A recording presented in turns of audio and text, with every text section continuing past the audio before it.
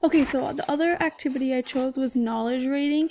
This I will probably lay out differently on a Word document to use in my classroom, but this is just a rough draft. So I'll have all their vocab words on this side, and this will be at the beginning of the week before we start their books and their worksheets and things that have these words in them for them to learn.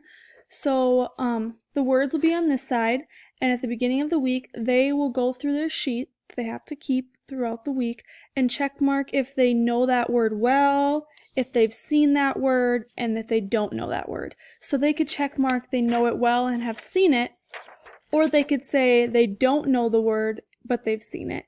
And by the end of the week, they'll keep this copy and then they'll get another copy and compare and see if they've learned hopefully all the vocab words, but see if they have learned these vocab words so they can mark know well for the ones they've learned to see how many they've